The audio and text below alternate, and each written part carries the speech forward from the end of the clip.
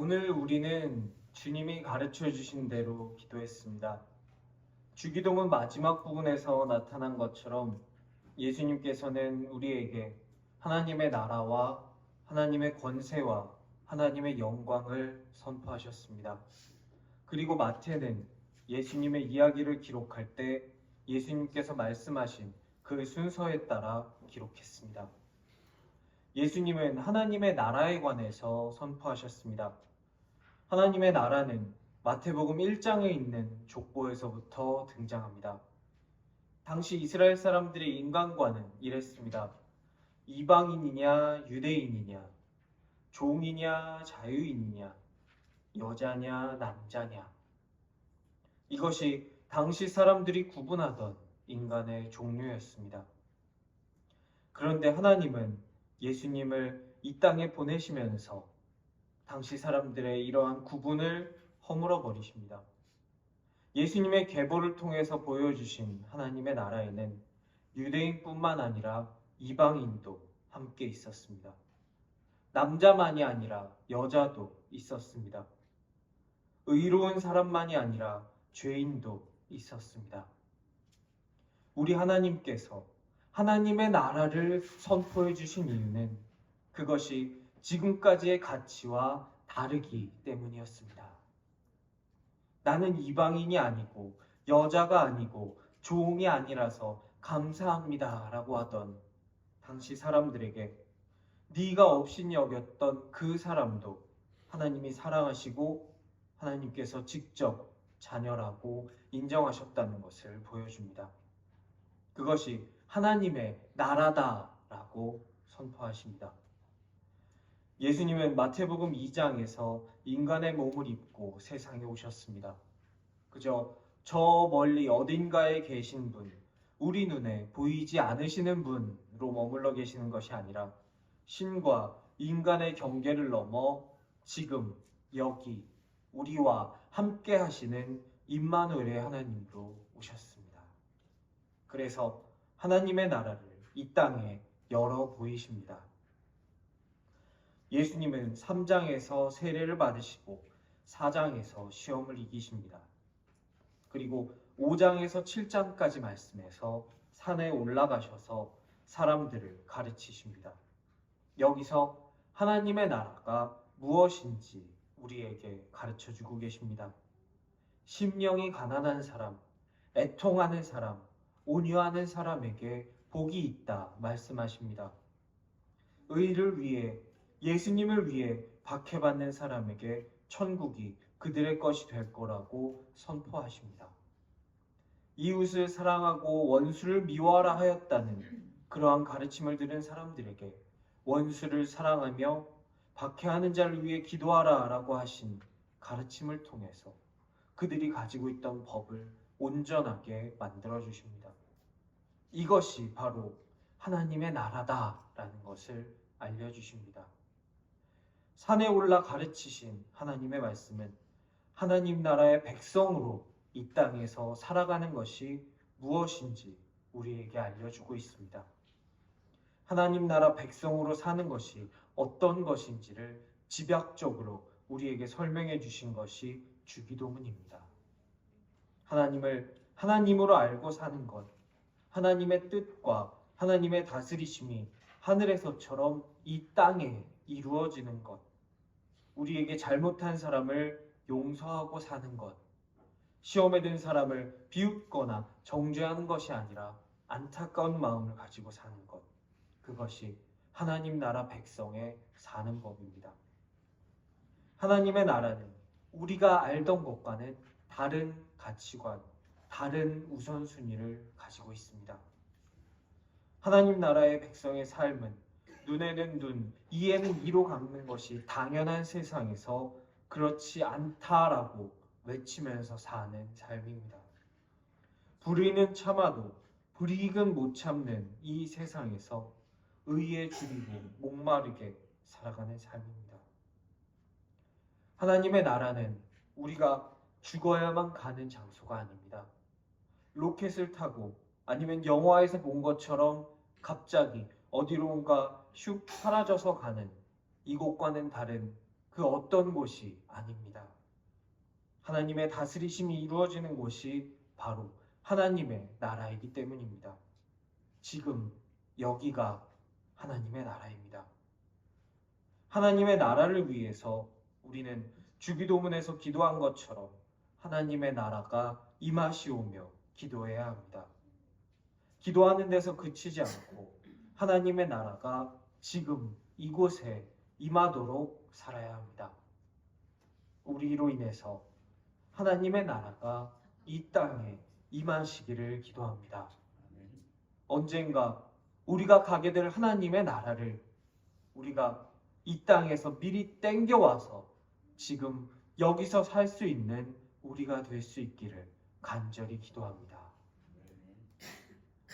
하나님의 나라를 선포하신 예수님은 하나님의 권세를 보여주셨습니다.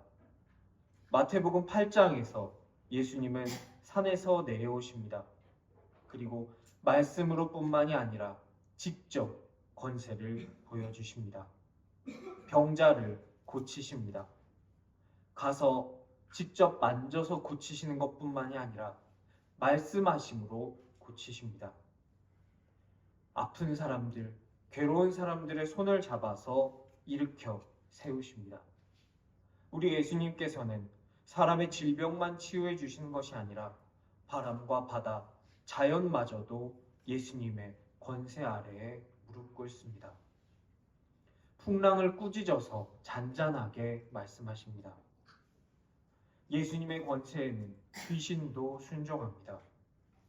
세상 모든 권세를 무력화하실 수 있는 승리자로 오신 예수님이 어떤 분이신가를 마태는 마태복음 8장에서 우리에게 증언해주고 있습니다.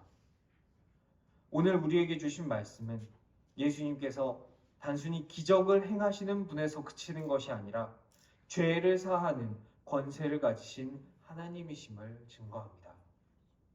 예수님은 마태복음 7장까지 하나님의 나라를 보이셨습니다. 그리고 8장에서부터 하나님의 권세가 등장합니다.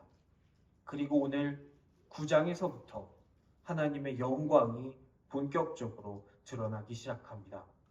그리고 하나님의 영광이 드러나기 시작하는 마태복음 9장에서부터 바리새인과 서기관과 그리고 예수님과의 대립이 본격화됩니다. 오늘 마태복음은 예수님께서 권세를 보여주신 이유를 우리에게 설명합니다. 그것은 우리에게 진짜로 필요한 것이 기적이 아니다라는 사실입니다.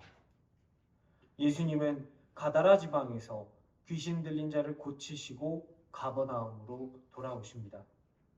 그러자 그 예수님을 보기 위해서 사람들이 엄청나게 몰려옵니다. 그 중에서는 혼자서는 몸을 잘 움직이지 못하는 중풍병자 한 사람도 있었습니다. 사람들은 그 중풍병자를 침상째로 예수님께 데리고 나옵니다. 그리고 예수님은 그 중풍병자에게 죄사함을 선포하십니다. 이를 통해서 하나님의 영광을 세상에 드러내십니다. 예수님께서는 중풍병자의 죄를 사하실 때 말씀으로 하셨습니다.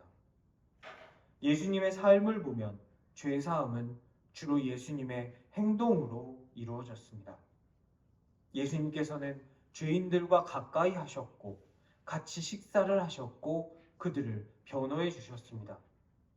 오늘 말씀, 바로 다음 말씀에서 세리 마태를 제자로 삼으시는 모습에서 하셨던 것처럼 그렇게 죄인들을 구원하여 주셨습니다.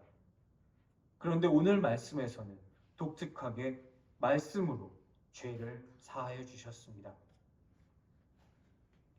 예수님께서 의도를 가지고 하셨던 행동이며 마태는 그것을 놓치지 않고 꼼꼼하게 기록하고 있습니다.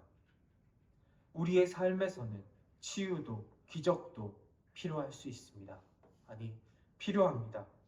하지만 우리에게 진짜로 필요한 것은, 우리가 정말로 가져야 한 것은 죄 사함이다 라는 것입니다. 죄는 무엇입니까? 하나님과의 끊어짐입니다. 하나님과의 관계가 죄로 인해 끊어졌을 때 인간은 끈 떨어진 연처럼 바람 부는 대로 그저 방황하며 살다가 추락할 수밖에 없습니다. 가지가 그 나무에서 떨어지면 영양을 공급받지 못합니다. 열매를 맺을 수 없습니다. 그 가지는 더 이상 살아있는 가지가 아니게 됩니다. 우리 인간에게 지금 내 눈앞에 있는 문제의 해결보다도 더 중요한 것은 우리 하나님과의 관계 회복입니다.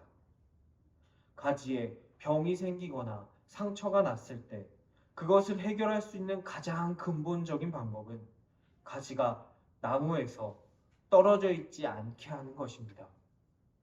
그러면 나무로부터 생명을 받아서 회복할 수 있습니다.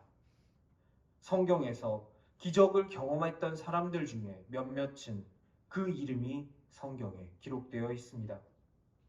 신학자들은 이 사람들이 기적을 경험하고 나서 교회에서 하나님의 일을 한 사람들이라고 추측합니다. 교회 안에 있었기에 교회 안에서 중요한 역할을 맡고 자신의 최선을 다해 섬겼기에 그의 이름이 다음 세대에까지 전해질 수 있었다는 것입니다. 하지만 그런 사람들은 많지 않습니다. 고침받았던 나병 환자 중에 돌아와서 예수님께 감사를 표한 사람이 적었던 것처럼 말입니다. 기적을 통해서 죽다가 살아났고 새로운 삶을 받았지만 그저 살던 대로 살아가서 다시 죽음으로 돌아간 사람들이 더 많았다는 것입니다. 기적은 당장에 나를 위기에서 내 눈앞에 있는 이 폭풍우에서 건져줄 수 있을지 모르지만 나를 진정한 자유, 하나님이 주시는 진정한 생명으로까지 이끌기에는 충분하지 않습니다. 예수님이 오늘 말씀으로 죄를 사해 주시는 권세를 보이신 이유는 우리에게 진짜로 필요한 것이 기적이 아니라 죄의 사함이다 라는 것을 말씀해 주시기 위해서입니다. 우리가 기적이 아니라 죄의 사함을 사모하게 되기를 기도합니다. 우리의 인생에는 많은 풍랑들이 있습니다.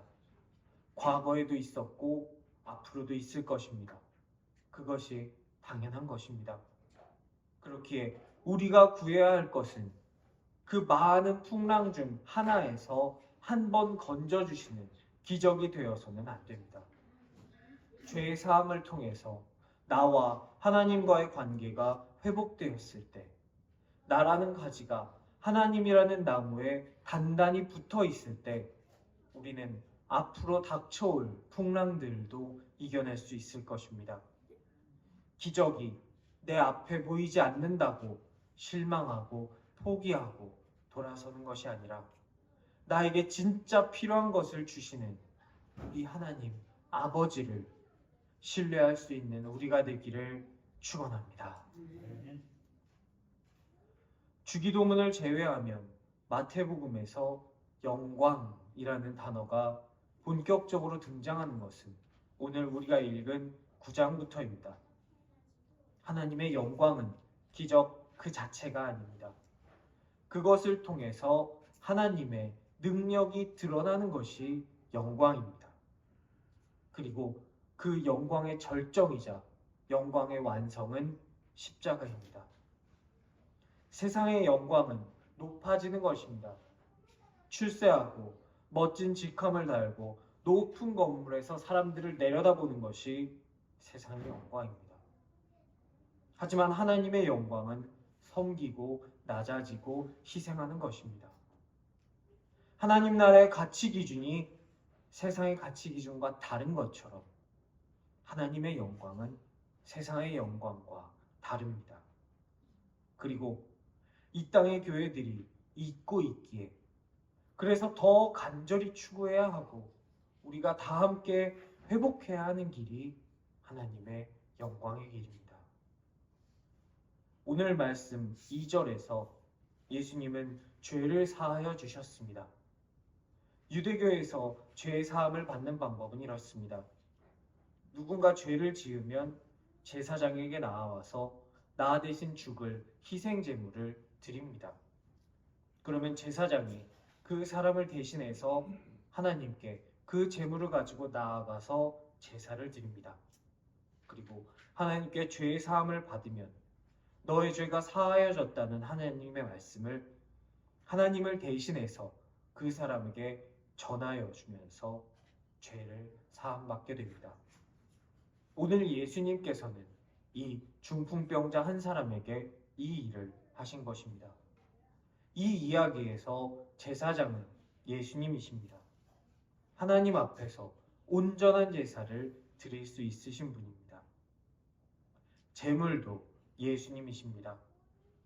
한 번 드리고 죄를 지으면 또 드리고 또 드려야 되는 제물이 아니라 자기 자신을 제물로 드려서 세상 모든 죄를 한 번에 사하신 예수님께서 제물되어 주셨습니다. 하나님께서 제사를 받고 죄를 사하는 것을 제사장이 대신 전해주는 것이 아니라 예수님께서 하나님이시기에 죄 사함을 직접 선포하셨습니다. 그리고 이를 통해서 하나님의 영광을 세상에 드러내셨습니다. 그리고 하나님의 영광을 나타내시는 십자가의 길을 걸어가십니다. 오늘 말씀 6장 6절에서 예수님께서는 중풍병자를 고치십니다. 그리고 그를 그의 집으로 돌려보내십니다. 우리를 집으로 돌려보내기 위해서 길 잃은 양처럼 하나님의 집을 떠나 방황하는 우리를 다시 하나님 나라로 돌려보내기 위해서 예수님은 집을 떠나셨습니다. 우리를 살리기 위해서 예수님은 십자가에서 죽으셔야 했습니다. 아버지의 길을 이루시기 위해서 십자가로 걸어가셔야 했습니다. 이것이 바로 우리가 찾아야 할 영광의 길입니다. 우리 영혼의 생각이 직접적으로 표현되는 것이 말입니다. 우리의 기도의 말 속에서 우리가 구하고 있는 것은 무엇입니까? 우리는 이 영광을 우리의 기도를 통해서 구하고 있습니까? 우리의 말이 모이고 우리의 행동이 모여서 우리의 삶을 구성합니다. 우리의 삶 속에서 우리가 목소리를 높이고 있는 것은 무엇입니까? 우리는 이 영광을 소리 높여서 추구하고 있습니까? 돈과 권력과 명예와 세상이 추구하는 모든 것을 거머쥐고 세상의 영광을 누리면서 세상의 권세와 능력을 가지고 세력을 만들어서 세상을 휘어잡는 것, 이것이 우리가 추구하는 영광이 되어서는 안 됩니다. 우리 예수님의 영광은 아버지의 뜻을 이루기 위해서 십자가로 걸어가셨던 그 영광입니다. 우리가 말씀을 통해서 나의 삶을 점검하기 원합니다. 하나님께 기도하고 있는 나의 입을 단속하기를 원합니다. 내가 서 있는 길이 죄인들의 길이 아니라 예수님의 길이 되기를 원합니다. 내가 앉아 있는 자리가 오만한 자의 자리가 아니라 십자가의 자리가 되기를 원합니다. 내가 선 곳이 예수님의 영광을 따르는 길이 아니라 세상의 영광을 쫓고 있는 길이라면 지금 회개하고 우리 주님께로 돌아서기를 원합니다. 오늘 말씀 2절에서 예수님은 중풍병자에게 말씀하셨습니다. 작은 자야. 헬라어를 찾아보면 이 단어는 테크논이라고 표현되어 있습니다. 이 테크논이라는 단어는 친근감을 담아 내 아이야 라고 부르는 호칭입니다. 풍랑 속에서 고통 중에 있는 중풍병자에게 예수님은 내 아이야 라고 불러주셨습니다. 내가 믿음으로 주님 앞에 나아갈 때 주님은 나에게도 말씀해 주실 것입니다. 내 아이야. 안심해라. 그리고 말씀하실 것입니다. 내 죄 사함을 받았다. 사랑스러운 목소리로 내 아이야 라고 불러주시는 우리의 하나님 품에 안겨서 하나님의 나라와 하나님의 권세와 하나님의 영광을 추구하는 저와 여러분 될 수 있기를 주님의 이름으로 축원합니다.